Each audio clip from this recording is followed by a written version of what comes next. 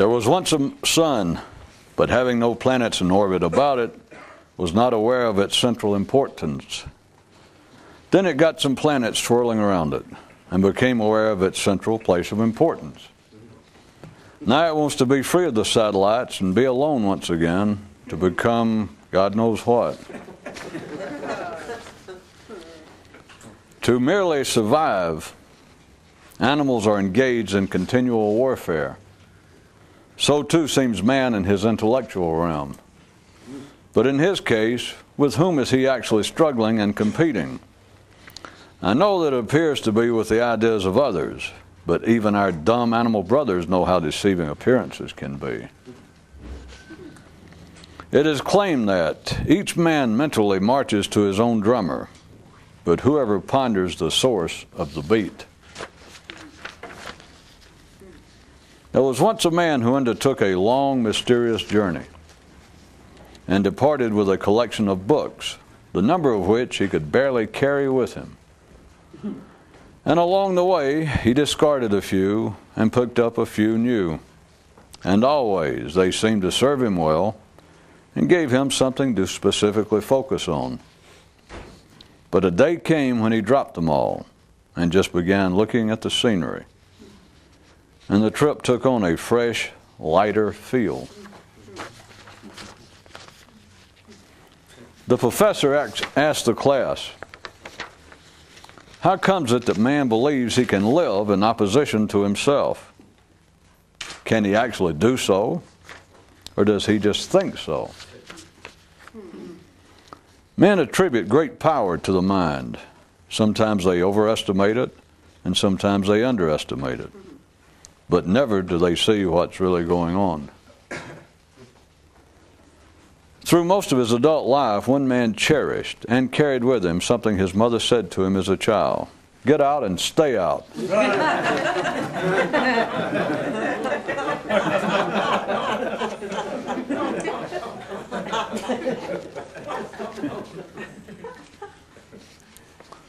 A man asked a mystic, "Is there a danger in counting only to 2? And the mystic nodded yes, and the man further asked, "Is there a danger in counting only to 3?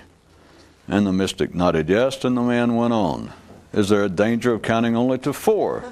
And the mystic still nodded yes, and the man hesitated, reflectively for a moment, then asked, "So where does the danger in counting end?" And the mystic replied, "Nowhere. The damage is already done once you start counting." The reason, explained the mystic, that all of this seems so difficult is because of how hard it is for the mind to look at itself. And the reason it's so hard for the mind to look at itself is because it can't. One man evolved this motto: never ask a mystic anything.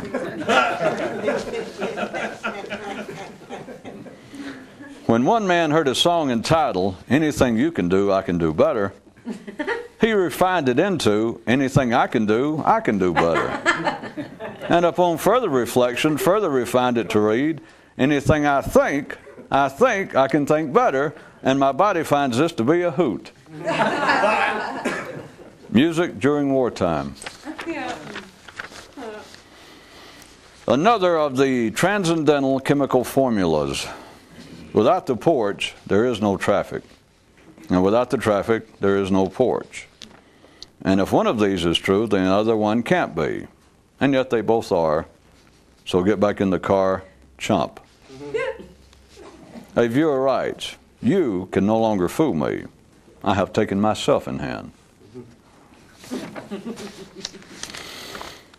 In the animal world, the aggressor is always hungry. In the mental world, always stupid. Now, although the above is correct, it's only a partial telling of the total correctness, which is, all aggression is based on preference, with animals the preference being to survive. And in man's mental realm, preference seems based on the same. But in this instance, the food it's fed provides no actual nourishment. Weird but true, like so much of what distinguishes man from beast. As per legend, There was one mystery school which taught that there were 5 stages of enlightenment. The first stage was where you wondered when you'd become enlightened. The second stage was where you wondered if you had become enlightened. The third stage was where you wondered if you had lost it forever. Yeah. The fourth stage was where you wondered how to keep it all the time, now that you knew what it was and how to do it. And the fifth stage was where you wondered how you could have possibly become dumber now than you were when you started.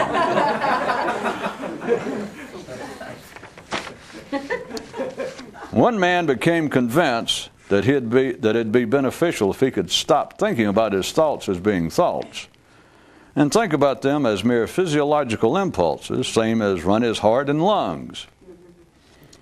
But his thinking would not cooperate. One man sought out a mystic and asked him, "If a man believes in God, will it keep him from ever discovering the secret?" And the one who knew replied, "Believing that anything exists separate from the one doing the believing will." A ship will forever feel itself in peril as long as it perceives of itself being some distance from shore. While an alert mind may immediately find this metaphor revealing, it has an even deeper, more obscure story to tell, one involving the mind and its feeling of total dependence on thought for its survival. A visitor from another world who was recently here observing things got his biggest laugh upon hearing the term mental health. You see, he comes from an area of different dimensions where anything that has an opposite can't actually exist. Leastwise, seriously so. One viewer writes in to say that he's sick of hearing about it. To be alive and conscious is to ride a train, and while everyone on board looks sometimes out the window and sometimes into themselves, only those on the mystical trip can do both simultaneously, which, as a matter of fact, is the minimum requirement to be on the trip. See, that's the neat thing about walking this path. No matter which foot you step on at any particular instance, it's not the correct one. And no place you step is the right place. Can sure keep life interesting, chimed in one shop, if, I guess, you equate interesting with frustrating. Well, ignore him. There's always a sore head around. One man thought, being human's not so bad, if you don't mind the sound of traffic. And one fellow mused, if man's thinking life is like a train, then each man's mind is like an interminable, inescapable roundhouse. Roundhouse. Roundhouse. Roundhouse. Roundhouse. One man received his degree from that well-known city bastion of higher learning, Screw You, which maintains an open-door admission policy affording equal opportunity for all to become pig-headed, educated, opinionated, and sophisticated so as to be recognized as a peer by others of similar talent and training. And a viewer says, I told you I was sick of hearing about it. To accept those methods proclaimed as appropriate, the mystical aim, to be physical in nature is a childlike assumption, such as believing the struggle against desire to be one of opposition to the wants of the body, which is foolish since they are plainly necessary for its survival, rather than seeing it as a mental effort designed to reveal the irrelevant and illusionary nature of the mind's desires in the form of preferences. And still motoring along, we find this excerpt from our at least one loose lug lexicon. Important current events, a synonym for the redundant, which itself was originally a cleaned up version of history. Okay, keep moving. The myths of mystical nights off on a great adventure in foreign lands are for those who can't initially bear the confining sight of their own inner cranial area. Children prefer playing soldier rather than philosopher, which is normal. But those who would actually experience the grand expedition cannot remain as internally immature as everyone else. A man once pondered, is there some unrecognized higher dimensional mathematics regulating the life of man, even in the area of the mystical, so that even there, before you can speak of potential improvement, you must first clamor on about the sorry state of present affairs, even when it's known to not be so. Like a troupe of neural acrobats engaged in an unseen balancing act. Might indeed man's mental arena be like a circus under the direction of a ringmaster committed to the inter-tent equality necessary to maintain the show's operational status quo, and are mystics like armed intruders out to do in their own major domo? Well, it's hard to fire someone you didn't hire.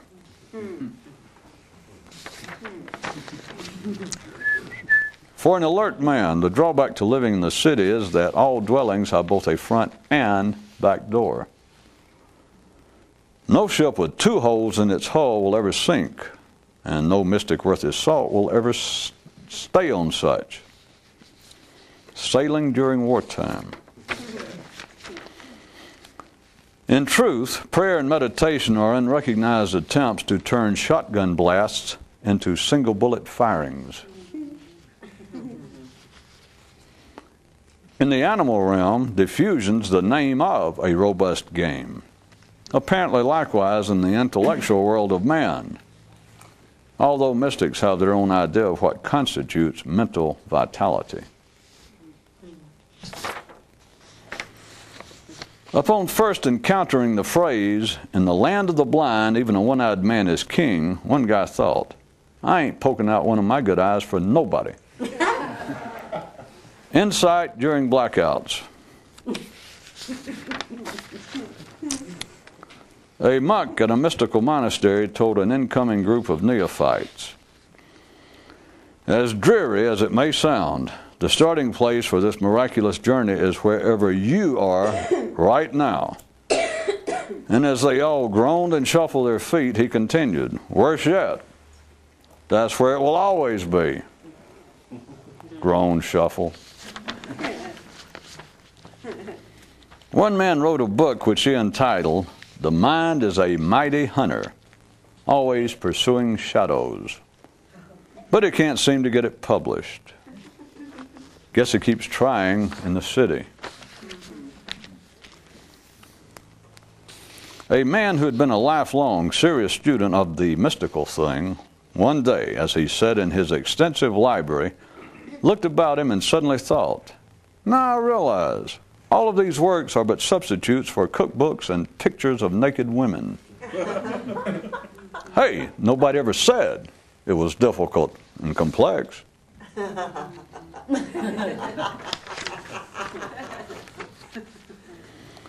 As he had more and more personal experience in the matter, one man began to reflect on its possible descriptions. Reflected he, is transcendental knowledge actually knowledge beyond and outside of ordinary knowledge, or is it knowledge more inside and at the core of ordinary knowledge? The Mystic's Ode to Mental Joy. I go to bed weary, I get up weary. I believe I'll start sleeping alone.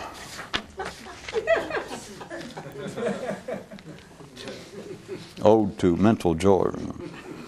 In his desire to bring his everyday thinking patterns under some control, one man decided to give them a name, and hence personalize them and perhaps make handling them a bit easier. And he decided on the name, "Give me a break, will you, Hubert?"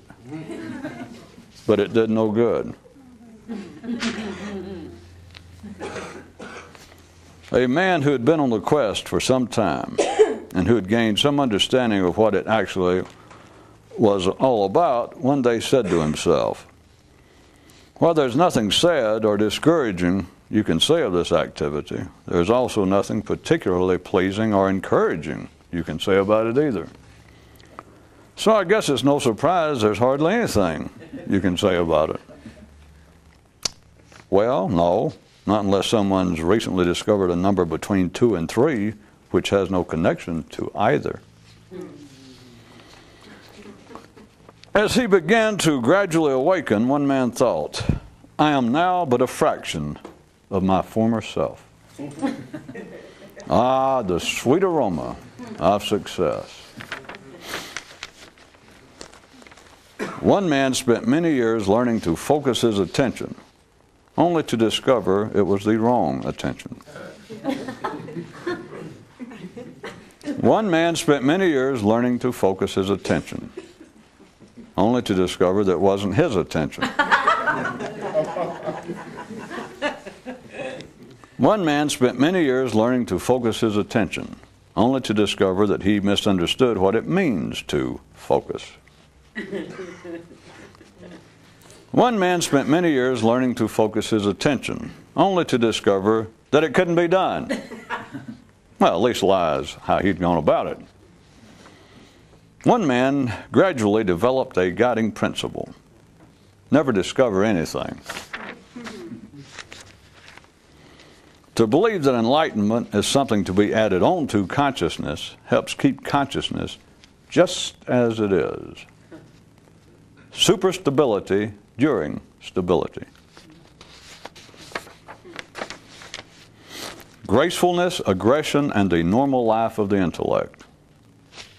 To think, the mind must always step on someone. Being a human entangled in the mystical search is like studying a puzzle for 50 years, only to discover that the puzzle doesn't exist, and that 50 years is nothing. Perhaps it is the strong who survive, but it's the weak who drone on and on about it.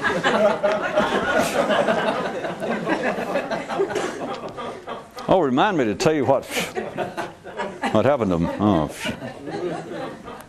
Enry mental nourishment. Anything thought more than once consists of empty calories. A man wrote the captious doctor inquiring, "Who is actually at fault, the mind or the thoughts it has?" And the doctor replied, "So, it's down to that, is it?" But the writer, having both a Christian and given name, didn't get it. Graffiti on a monastery wall. The mystical quest is merely the highest form of mental entertainment known to man. Another distinction, and not just one of verbal cuteness, between a mystic's thinking and everyone else's is that the latter believe there are questions to be answered, while the former knows that they're not. It don't come much plainer than that. More graffiti on another monastery wall. The difference between a mystic and followers of a mystic is that one of them makes it up while the others eat it up. And a viewer writes, "Please say that that's a joke." Okay. And finally, perhaps the greatest thing about the secret is that it is the only thing a man can know about which there's nothing you can say.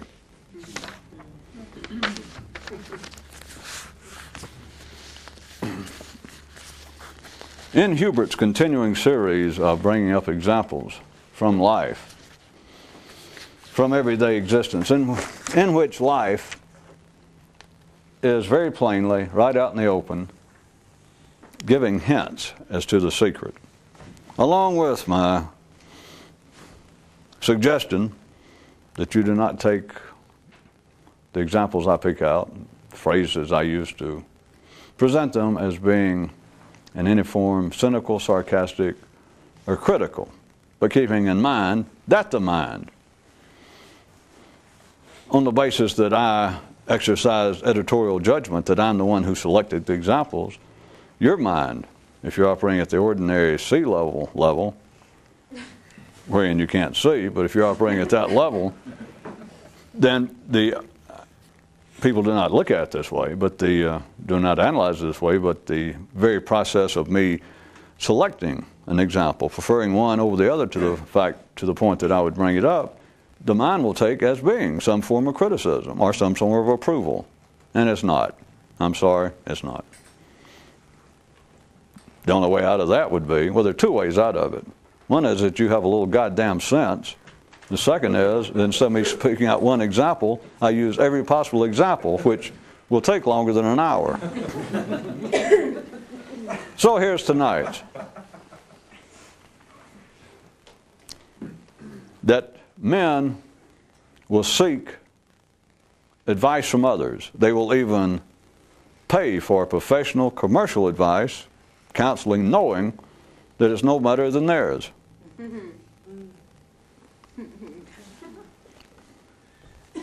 I think I'll give you a selection tonight, using another definition of that word. A melange of sorts, in case.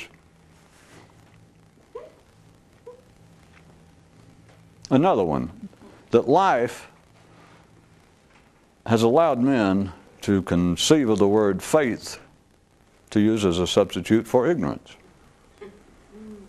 And one more, that life tolerates me publicly talking about it like this, and even permits some audience for it. They don't get much plainer than that.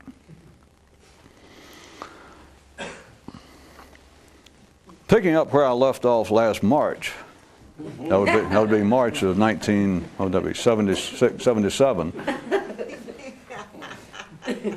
Picking up there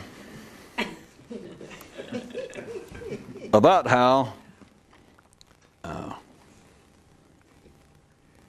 not only is life speaking very directly and plainly to man, in one sense, as many, many moons ago,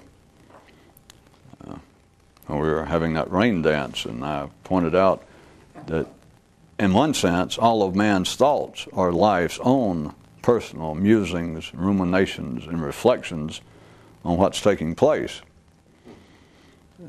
But as long as you take it personally, as long as you believe that it is your attention, that it is your thoughts, to put it mildly, you sure do miss a lot. To put it more correctly, you miss it all. Because you think that I'm thinking this, I'm reflecting on what could that possibly mean. And by doing so, you miss at least this much of what it means. If you don't do any of this, you're getting close. But I was pointing out that there's very commonly known ideas in the religious realm, the spiritual realm, that is not only life talking about such as this, which I'm not bringing up for the sake of some twisted, attempted history of comparative religions or pointing out the various similarities between one thing and another. There are no similarities between one thing and another. One thing is another. So see, I mean, that's just another example of you wasting your energy by going, wait a minute, that's very similar to this. Well, slap me down and call me Christopher Columbus. It's taken you only 10,000 human years, genetic years, that you go, wait a minute, this thing is very similar to that thing. Would you consider a broader definition of similar? All right, just a suggestion. But this is not intended as some sort of history, overview, attempted comparison between religions and the mystical quest or between any sorts of religions. It's not that, because I'm trying to get you to consider, without me saying directly yet, of latching on to or insisting that there is one or some specific method to use. I am pointing out that people who do not understand it, who have no conception of what they're doing, simply acting as mechanical mouthpieces for life's own ruminations about itself.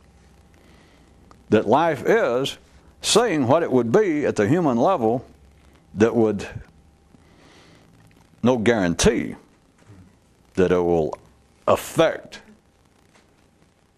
a greater state of consciousness, but the kind of method without which you're guaranteed that will never occur, because you'll live out the rest of your days going, well, I'll think about it, I'll analyze it.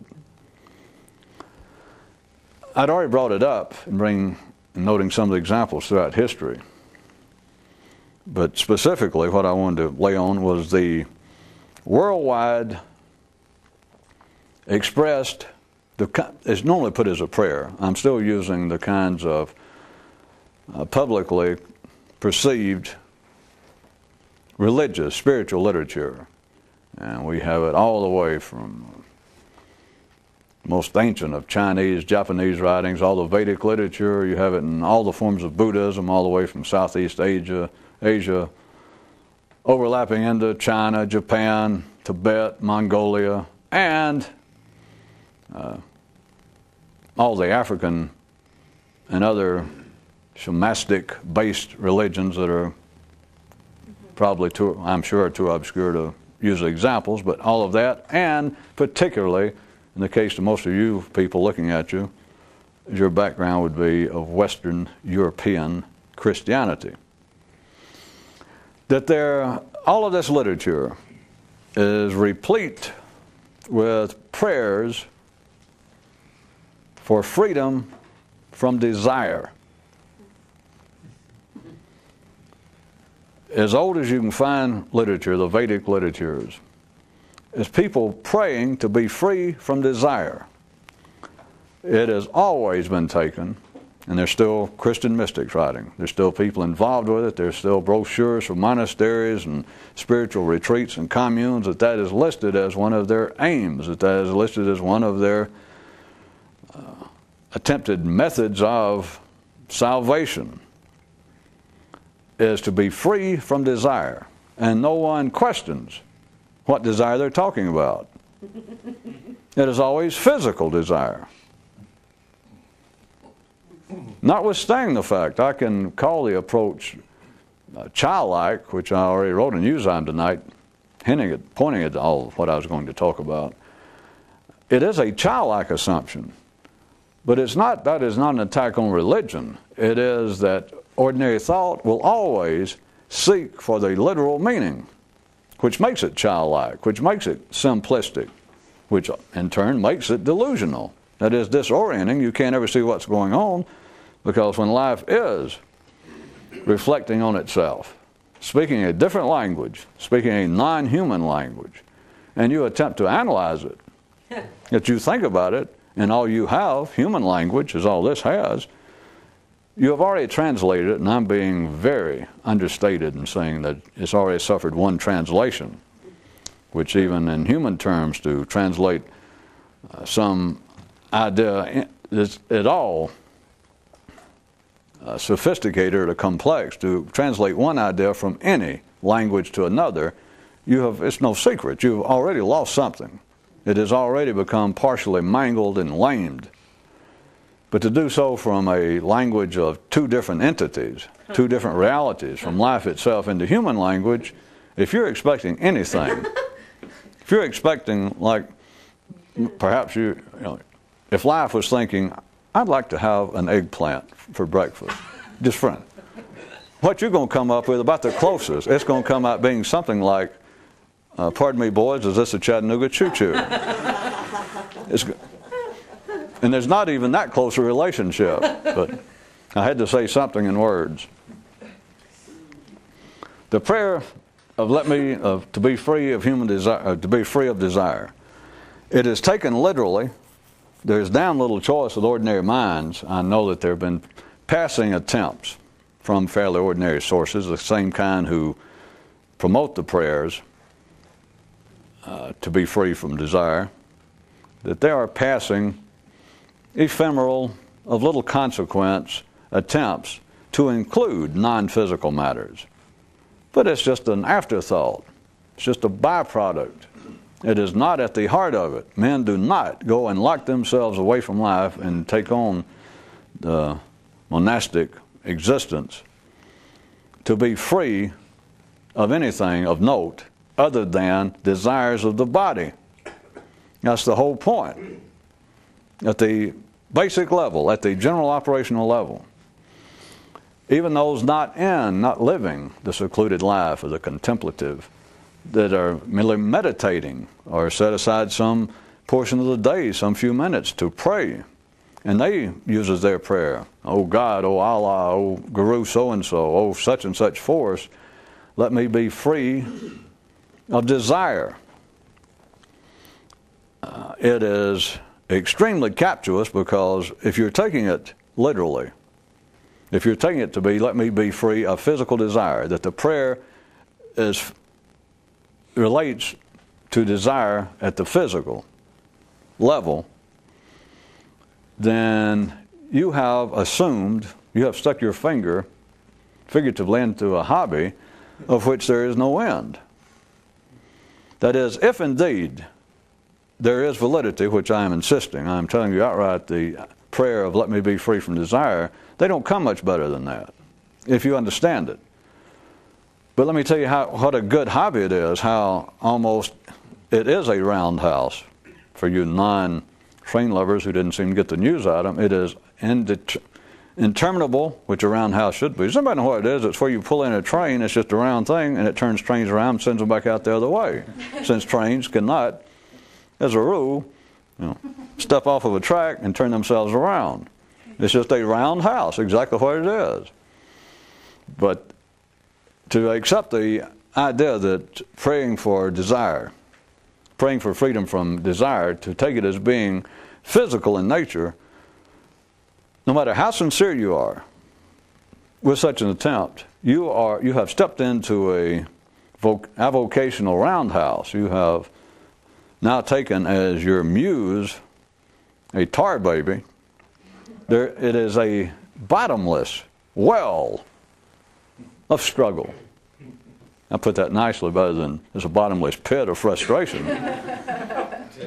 Now, again, you got to know what your definition of frustration is. One guy tonight pointed out that some things about this kind of activity can really make life interesting. He said he guessed, if you're to the point of equating interesting with frustrating. You have taken on a hobby, you have taken on a course, and I'm again assuming we're picking out an example, assuming an example of a quite sincere person. And it can be someone who has devoted what appears to be the main of their life to it, such as someone who is trying to live a life of a recluse, to pray and contemplate and meditate and etc. And yet they have taken on a hobby that is endless. And you can look at that in a positive way. Of course, an ordinary person that's neither here nor there. But I'm not making fun of it. It's a sincere person, and they take the idea, if they joined up some group, or adopted some system, something they'd read about, that said that the heart of aligning oneself, the heart of returning to the face of God, the whole project of trying to bring yourself into union with the creative force of the universe, whatever that is.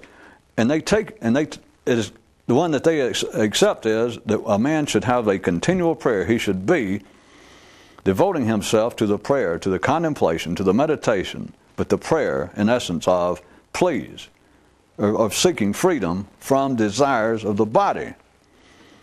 As sincere as the person wants to be, devote their life to it, there is no end to it. And when I say no end to it, you can look at it in a positive way, like they got a lifetime hobby. Okay, they have. But when I say no end to it, it reaches no fulfillment. There is no ripening of it. For one reason, you cannot be free. I mean, all you got to do is think about it for a second. You cannot be free from the desires of the body. It's foolish.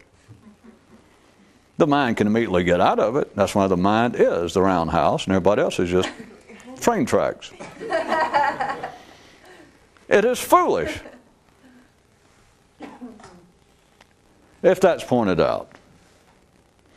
and it's not normally pointed out. If it is, it's pointed out simply by someone who doesn't like your train tracks. It's simply pointed out by the opponent of your system, and therefore you can deal with that. Anybody can fist fight an opponent. Anybody can resist opposition. They cannot resist, you know what? They won't even hear it. But there's no end to it, because there is no fruition to it. There's no possible success. The only thing that would be success would be suicide. Would kill yourself gradually. Kill yourself through your own admirable spiritual methods. At any rate, it is, once someone adopts that, once someone accepts that as being a tenable, as being a valuable tool to some greater state of being, to some greater state of understanding, because it makes sense at the literal level. If you describe to somebody, if we were using spiritual Christian terminology or any other, and we described that the attempt of all this is to transform a man some way, that there's some sort of internal rebirth, transformation, regeneration. You can pick out any term you like, they're everywhere. And a man goes, all right, I understand that. And then you could ask him, you say, all right, and so you think that by striving to free yourself from the desires of the body, that will be conducive to your aim? And he goes, certainly. And literally, it seems to be undeniable. You look around, the man could ask me, then he could turn to me and say, well, if you're insinuating otherwise, let me ask you. He could ask me, what is standing between man and some greater state of spirituality, some greater state of consciousness? What is it that weights him down? What holds him down? What drives his almost every waking moment? And I could play stupid, or some of us are better at it than others. Natural talent will allow it. And you could go, do you by any chance mean the body? And they'd go, see, you're not as dumb as you thought. Because what is it that seems to stand between, and call it anything you want to, they are normally the examples I'm basing this on externally, they normally refer to themselves, think of man as being a spiritual creature, that is his shining glory, or it's the potential of his shining glory, that it's spiritual, whatever that is. It's something inside of here, some spark, that is some element in him that's of more refined value than the mere mundaneness of the body. And so, if there is this kind of would-be godlike spirituality to man, it's obvious to the literal-minded, to an ordinary-minded person, it is obvious. What's the one thing holding it back? You don't have to look. It's right here. You getting horny. You eating too much. You being tired when it's time for vespers, or you being vesperous when it's time to be tired, or however that goes. Not being able to stay awake during Mass. It is the body. It is the crude, unsophisticated grossness. One of the fine definitions of the word grossness. It doesn't mean just yucky. The grossness of the body. That the body, apparently, to the literal-minded, to those that would adopt, would assume that the prayer to be free from desire is physical in nature, then it is only natural, those same people, it is inescapable, that they see the one drawback, the one thing standing, even if they're not sure where it goes to or exactly how it moves, they know one thing. As far as they're concerned, there is one element, there's one aspect of life that stops me from any possible spiritual development.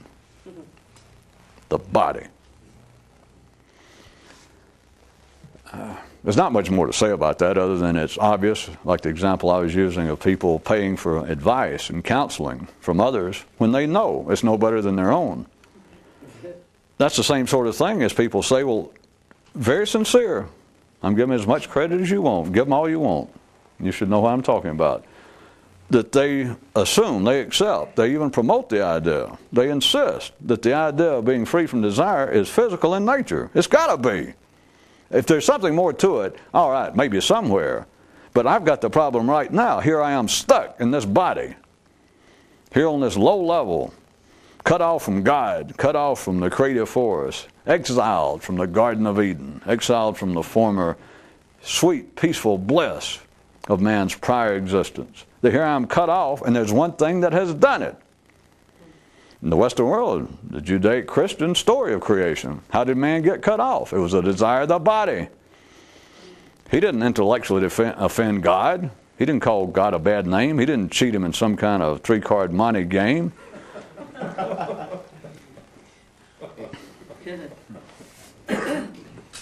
What was it? Desire of the body. It was Adam's downfall. Adam and Eve, they both joined right in. Just did it right there in front of God. Nobody else. There he was. He told them what not to do. Don't give in to the desires of the body. And that's the way it reads. He said, you can do anything you want to. You got everything you want except one thing. Don't eat the stuff on that tree. The desires of the body was the downfall. It makes perfect sense. You can't succeed at it, and as I started to point out, it's one of those things, again, you can point out to people. You can say, wait a minute. Don't you find, well, let's be blunt. We're running out of time. This is foolish. You can't overcome the desires of the body. It's the desires of the body that keep it alive. They go, oh, well, wait a minute. They go, wait a minute. And then they will start, shaving the downy hairs off of a flea's face. They go, wait a minute. Maybe not all desires, but they'll say, you know what I mean, the kind of old gross, they use now gross in a different sense than I did. There's more than one definition. They'd say, it's all those gross desires of the body. You know what I mean. And then unless you want to get stuck with them all day, you go, well, yeah, I know what you mean, and let it go at that. Because you do know what they mean, because if they're pushed against the wall, in the same way that I was trying to compare it to my earlier example, if you ask a man, haven't you been going to a psychiatrist now for 20 years? Yeah. $300 a pop? Yeah. Are you cured? No. But, wait a minute. They can still get out of it. And it's not, as you people know, my example of that, and pointing out that a man will have to admit, if he could admit it, that no, I hadn't been cured. You go, well, you don't find it funny? No. I mean, aren't you mad? Aren't you upset? Nope. It's life. Just laying it right out there, and people don't see it. And the same way, people can devote their life and believe that the whole potential success of their mystical quest is based upon the ability of being able to be free from the desires of the body, and that there they spent their whole life, and they're still doing it, and you say, all right, I understand what you say is your method of doing it and what's necessary. And they go, okay. And you go, and you've been doing it how long? They go, 20, 30 years. And you go, all right, are you free from the desires of the body? And they go, no. And you've been doing it. You do this kind of full time here in the monastery. Well, yeah, as much as possible. And you've been doing it 30 years. And you haven't overcome the desires of the body? No.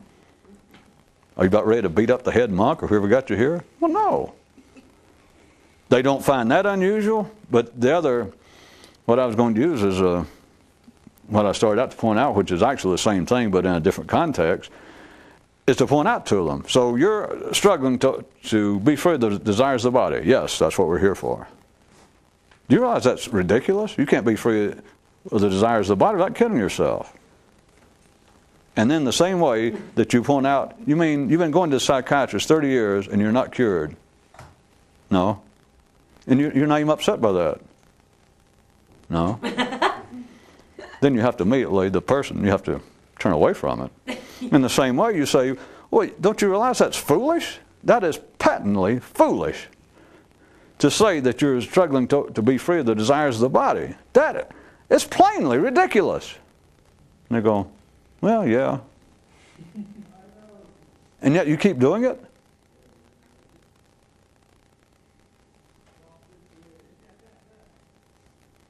They don't say anything funny about it. Are they downstairs?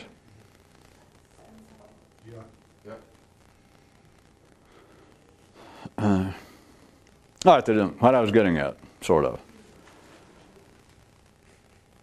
The prayer to be free from desire is not, it represents not anything related to the physical. What it represents is the urge to be free from mental preference, which, for those on the quest, mental preferences will prove to be. They simply are illusionary and meaningless. And they are the basis also of all forms of non-physical aggression, all forms of personality aggression, all forms of individual sensations of red-assness. But that's a minor detail. Just because you got a shitty personality, that's no big deal. That will not necessarily stop one from, pursuing the quest, because you can always, as Buddha's grandmother used to say, well, she was talking about one of his companions. She says, well, he does have a real terrible personality, but at least he stays in the cave and doesn't come around anymore. A guru to the wise.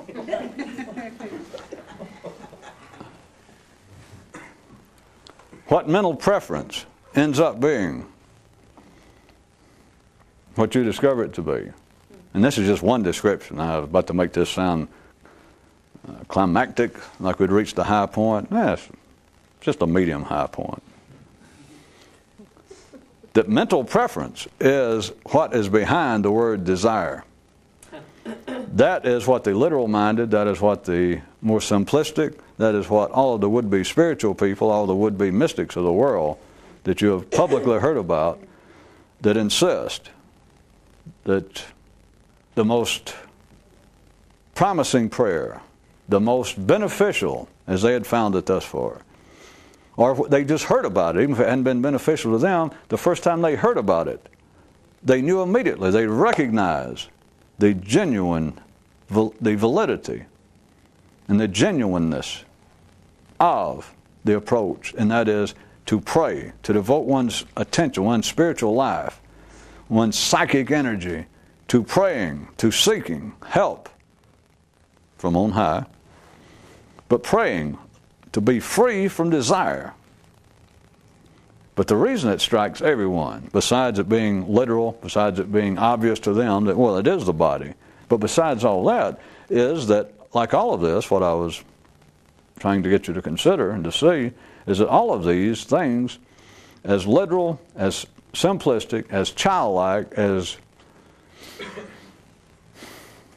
non-functional as they are at a more complex level, that is to actually experience the secret, even though they are all of that, they still directly, it is life holding it right up there, just using different words in different contexts, and telling you what must be done. And what you must do is be free from desire. But not the desires of the body. It is to be free from mental preference. Or mental desire. Now I said it, are you happy? But it's mental preference. It is the desire of the mind. We just don't normally use the term desire in the mind to mental areas.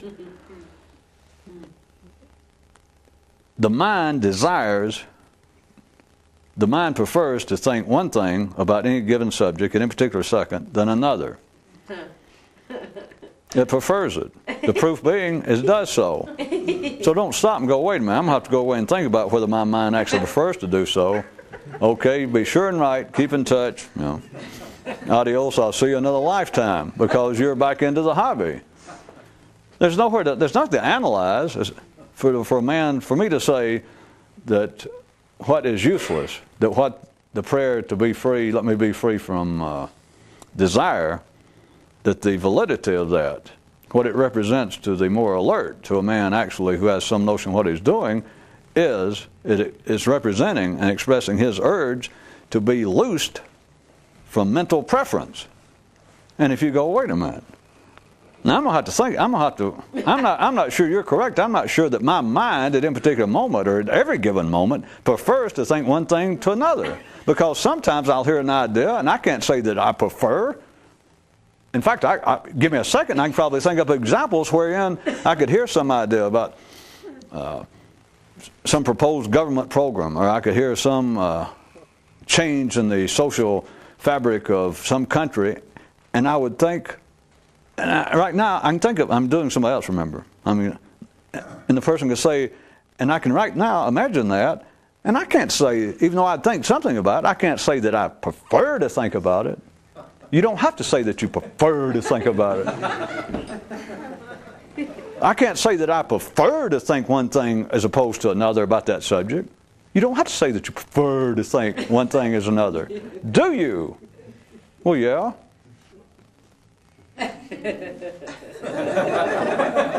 What the hell do people want? And they have to say, well, I don't know, but I'm going to think about it. I know.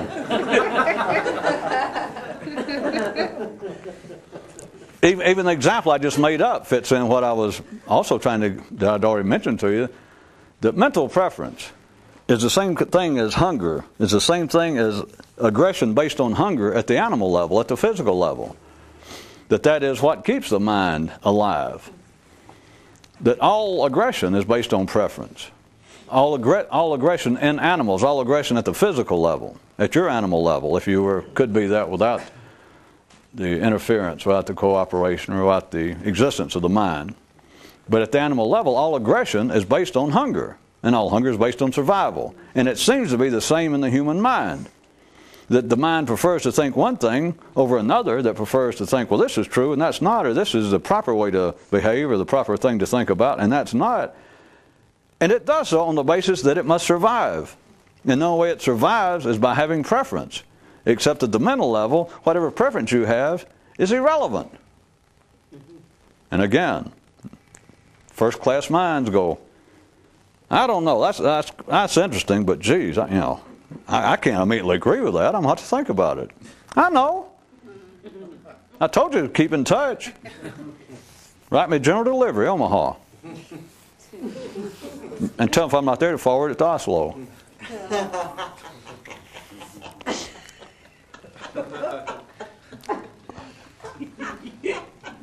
What is it that keeps the noise of traffic going?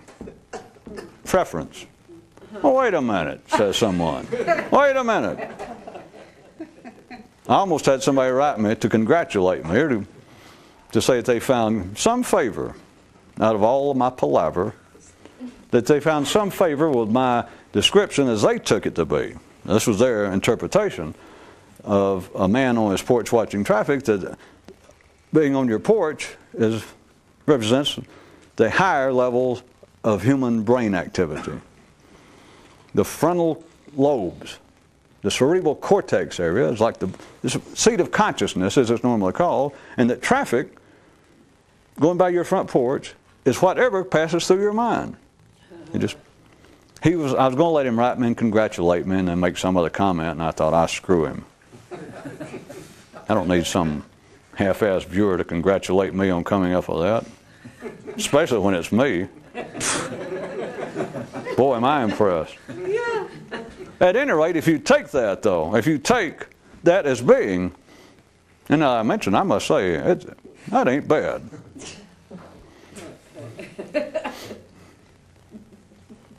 If you take it as that the operations of the mind, what normally passes as consciousness, and when you get really good, it passes to you just don't look at it this way, it passes as being you personally, is this traffic. The rest of it is the real simplistic way, and it is not what holds a modern, fairly sophisticated man together as a unified personality at the general level. I know you can look down and say, well, this is me, and I'm too fat, or I feel better about me because I've lost weight, or I put on muscles, or I had breast implants, I feel better about me. Yeah. But you can do all of that in a man's sense. Anybody, there's degrees of this.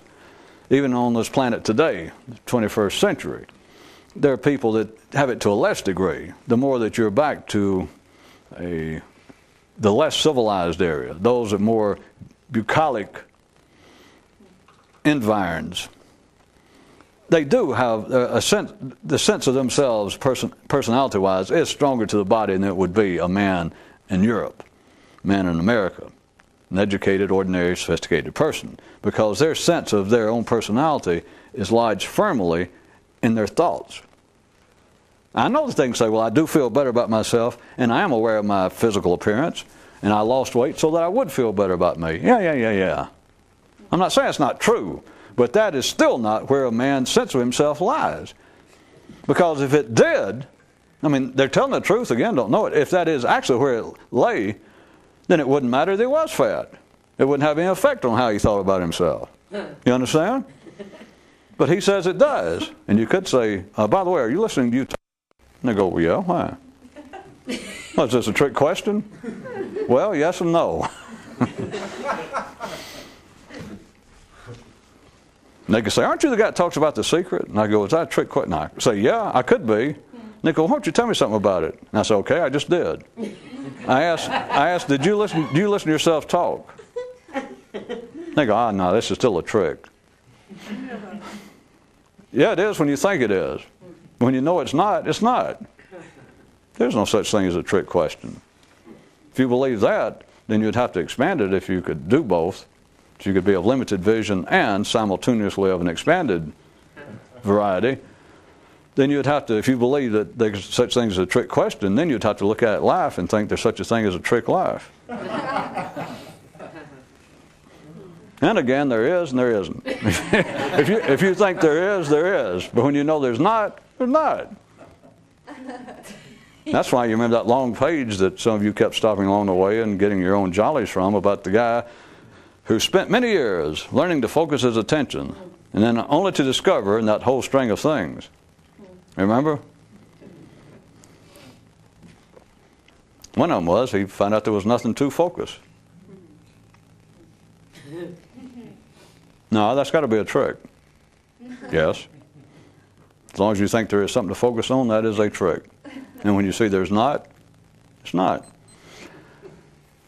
What keeps, back to my picture of consciousness as a porch, that there, by the time you become conscious enough to feel like you are separate from the environment, that you are a you, that whatever handful of years old you were, as soon as you were there on the porch, there was traffic.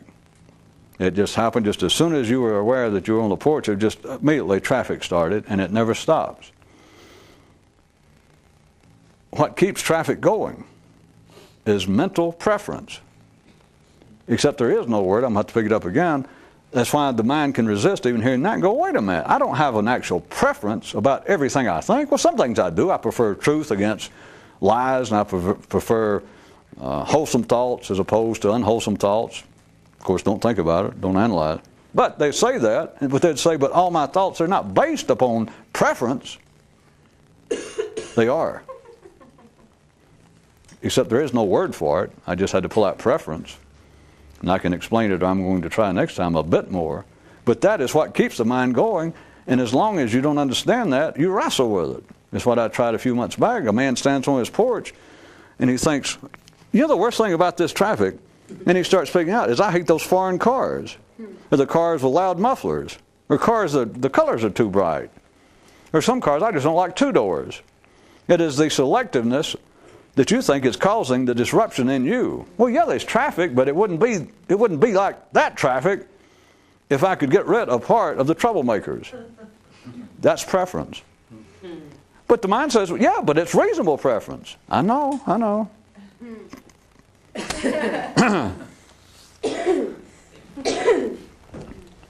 So next time when there won't be one.